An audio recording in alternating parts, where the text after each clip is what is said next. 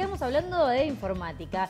Bueno, algunos términos que suelen ser algo lejanos de casi todo el mundo, ¿no? Estamos hablando, por ejemplo, de código abierto, de software libre. Bueno, si hay alguien que maneje esos temas, no somos nosotros, claro, específicamente. No, es Leonel Alessi, que sabe y mucho de tecnología, internet y todo esto. Bueno, Leo, ¿cómo estás? Buenas tardes para vos. Buenas tardes, Catalina, Ezequiel, ¿cómo andan? ¿Qué tal? Vamos a hablar de, bien decías, Cata, de términos que realmente estamos desacostumbrados a escuchar, que hay que quizás instruirse, que hay que leer mucho sobre Richard Stallman, que estuvo en Mendoza, sobre qué es el software libre, sobre la gran diferencia que hay con el código abierto. Gente que se formó parte en un momento de su fundación, porque Richard Stallman es, y ahora vamos a ver un par de imágenes, es el fundador del movimiento del software libre, gente que luego se le separó porque no estaba de acuerdo con algunas situaciones. Bueno, lo cierto es que Richard Stallman estuvo en nuestra provincia por primera vez en Mendoza, concretamente estuvo en la UTN, que fue la institución que lo trajo. Ahí estamos viendo imágenes en pantalla. Richard Stallman, por supuesto, Canal Acequia estuvo presente. Ahí está para... muy lindo estaba. Bueno, gracias, Catalina. Para hacer una entrevista con él, para poder charlar y que nos cuente acerca de esto. Vale destacar que el jueves pasado, en primeras horas de la mañana, la UTN lo nombró profesor honorario, que es el mayor cargo que se puede adquirir jerárquicamente en cuanto a lo académico dentro de la institución, de la Universidad Tecnológica, claro, exacto, dentro de la Universidad Tecnológica Nacional.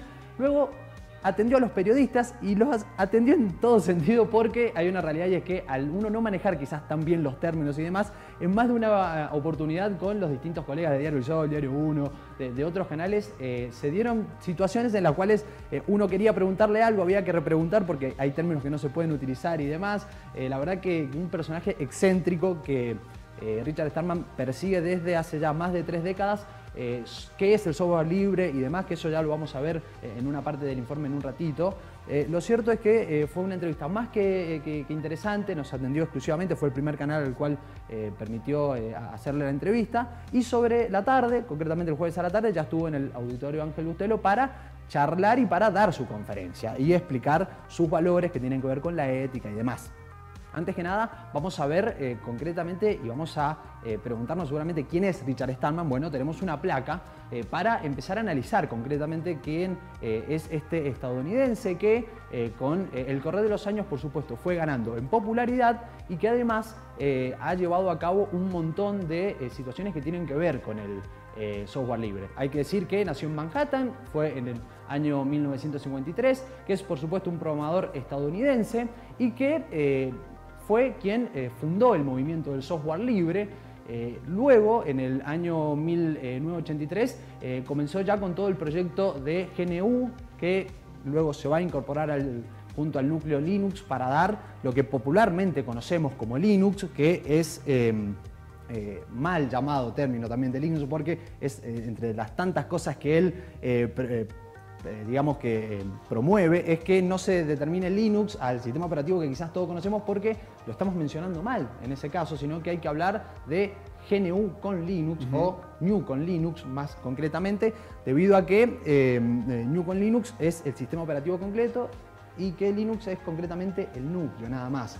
Por lo cual, bueno, verán que son términos súper complejos y demás, por lo cual a la hora de entrevistarlo realmente se notaba que había que estar muy preparado, que había que realmente saber del tema. Era muy detallista en eso el hombre súper también. Detallista, que además difunde sus propias ideas y que aparte es algo que hay que ir realmente siguiéndole el hilo, y es un personaje tan controversial que, claro, ha generado discordia y gente que al principio, en esta década del 80 que estamos viendo, donde hay un montón de hitos de él, luego en los 90, ya cuando advenimiento de Internet, cuando la tecnología empieza a ser parte de la vida cotidiana de las personas, aparece Internet, aparecen las redes sociales y demás, hay gente que se le comienza a separar.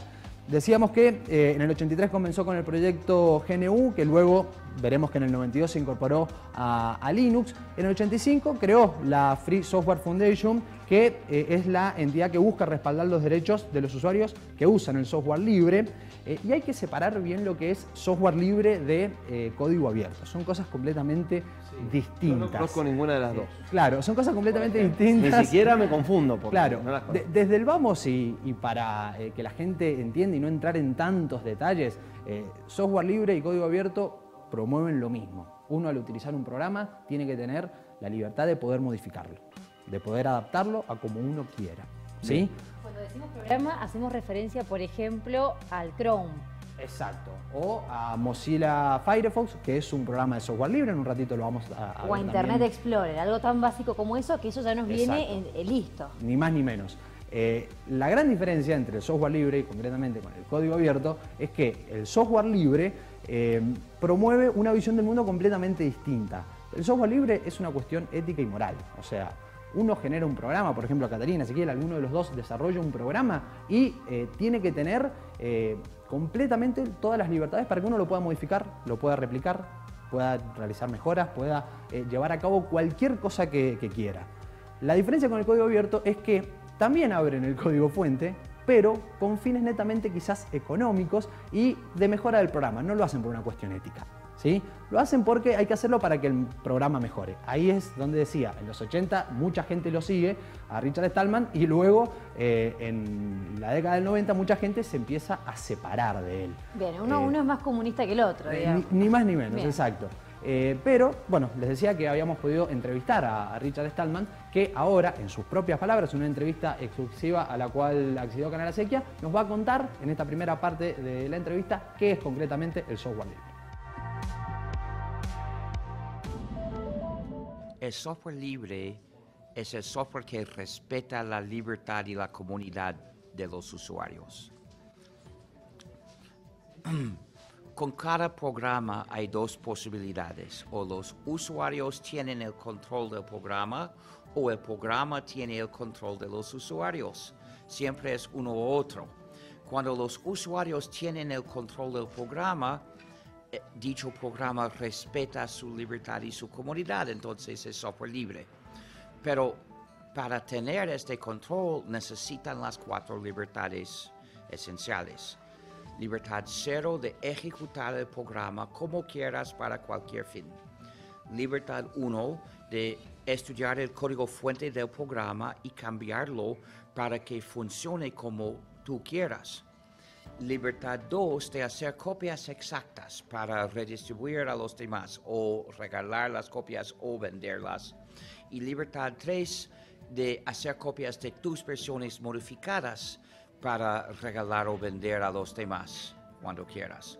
Si los usuarios tienen las 4 libertades, tienen el control del programa, entonces ese programa es software libre. Pero si una libertad falta o es insuficiente, los usuarios no tienen el control, sino es el programa que tiene el control de los usuarios y su dueño tiene el control total del programa. Entonces, el programa, por no ser libre, es un instrumento, una herramienta de poder injusto del dueño sobre los usuarios. Un sistema de injusticia que no debería existir. Entonces, el movimiento software libre dice: escapemos del software privativo, de la sumisión que impone, escapemos al software libre para vivir en libertad usando la informática. Atentamente a Richard Stallman.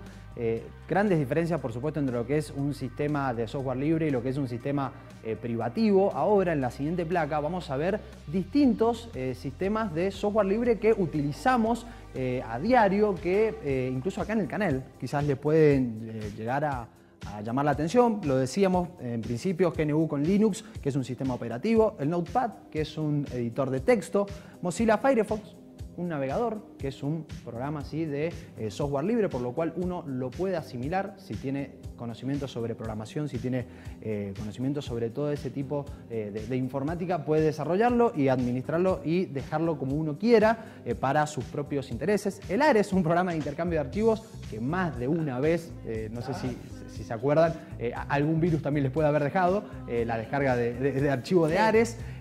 Chromium, que es el navegador de Google Chrome, pero adaptado para software libre. Es decir, existe Google Chrome para navegar, quizás el que utilizamos todo, pero también existe Chromium, que es un navegador exclusivo de software libre. Audacity, un editor de sonido, y un programa que utilizamos mucho acá en Canal Acequia, que es el BSL Media Player, que es un reproductor multimedia. Son distintos ejemplos que tienen que ver con sistemas que no son privativos, que son software libre, por lo cual uno podría modificarlos, reproducirlos de la cantidad de veces que uno quiera y poder hacer mejoras a ese programa sin que nada se lo impida. Bien. ¿Qué tipo de modificaciones, por ejemplo, ¿no? Hablando de el Chromium?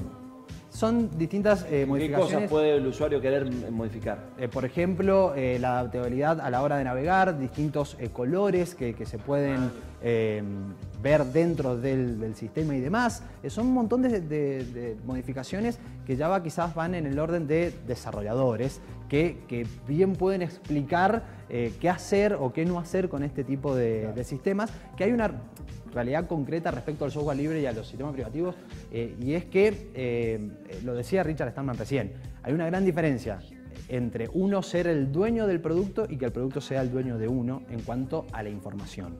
Y si hoy nos ponemos a ver todo lo que viene a suceder con Facebook, con Cambridge Analytica y demás, el mal uso de la información que tienen las redes sociales o que tiene Internet de nosotros, también empieza a entender un poco, no vamos a decir psicosis, pero sí todos estos miedos que va llevando por el mundo Richard Stallman y a partir de los cuales quiere concientizar a la gente, porque se imaginarán, en todo este contexto, Richard Stallman no tiene redes sociales, no tiene celular, revisa el correo a partir de un sistema puntual en el cual no ingresa publicidad ni nada por el estilo, no utiliza tarjetas de crédito, salvo para comprar pasajes aéreos. Bueno, es un sistema que hoy en día claramente está muy en contra de lo que hacemos cotidianamente, ¿o no? Porque creo que todos, todo el tiempo estamos compartiendo información, estamos compartiendo distintos contenidos y datos con distintos operadores o distintas redes sociales, distintas empresas, que luego quizás en una próxima columna podríamos hablar de lo que es la privacidad concretamente y de los grandes errores que uno comete en redes sociales, subir fotos de hijos, publicar cosas de la casa y demás. Cosas un poco más cotidianas exacto. que uno podría omitir y no volverse al ostracismo absoluto, como veo que está, digo, es una obsesión creo que un poco desmedida. Por supuesto que lo respeto porque él tendrá Obvio. todo el conocimiento y sabe por qué lo hace, pero ya a ese punto quizás llame un poco la atención, ¿no? Llamaba mucho la atención en el medio de la conferencia, mucho, ¿no? Claro, también. En el medio de la conferencia, él decía que para irse de Mendoza tenía que tomar un colectivo de larga distancia. Y para subir un colectivo de larga distancia hoy en día hay que mostrar documento nacional de identidad. Sí. En el mismo caso, si uno realiza un vuelo. Y él estaba incluso en contra de eso, porque dice, no puede ser que yo me esté movilizando y haya empresas y gente que están sabiendo que yo me movilizo, cuando en realidad esto no tiene por qué ser así.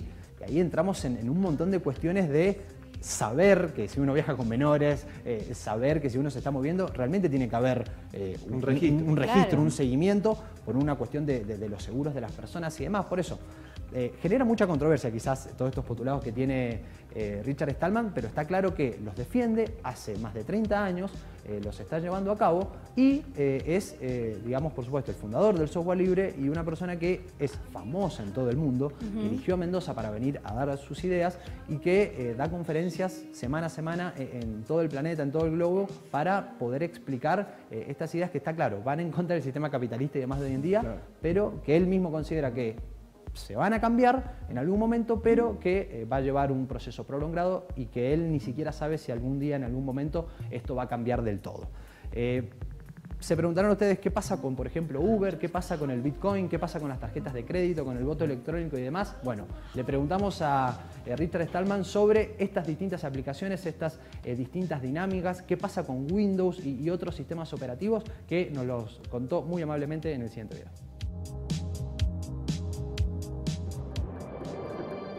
Microsoft ha publicado un poco software libre.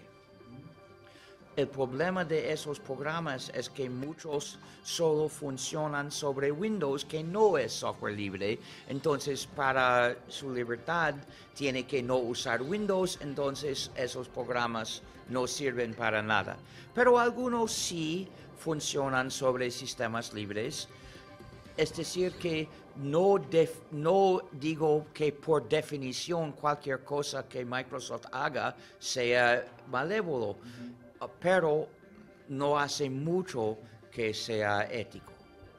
Uber es enemigo de nuestra privacidad. Primero, para llamar un coche desde Uber hay que ejecutar un programa privativo y por su libertad debe rechazarlo. Pero segundo, que le impone dicho programa privativo, le impone identificarse, que también es una injusticia. Los servicios de transporte no deberían tomar nota de quién viaja, ni los autobuses del país, ni los taxis, ni ningún sistema de transporte debe saber quién viaja. Facebook es muy injusto y no lo usaría, o más bien no permitiría que me use. Twitter no es tan malo, no tengo objeciones morales a Twitter, solo no es cómodo para mí. Trabajando, viajando sin conexión. Bitcoin no es adecuado porque no es anónimo. Hemos desarrollado un sistema de software libre para pagos anónimos, para compras anónimas, porque quien compra es anónimo, pero la tienda no es anónima. Se llama UTaler. Véase su sitio taler.net. Ahora el reto es ponerlo en uso.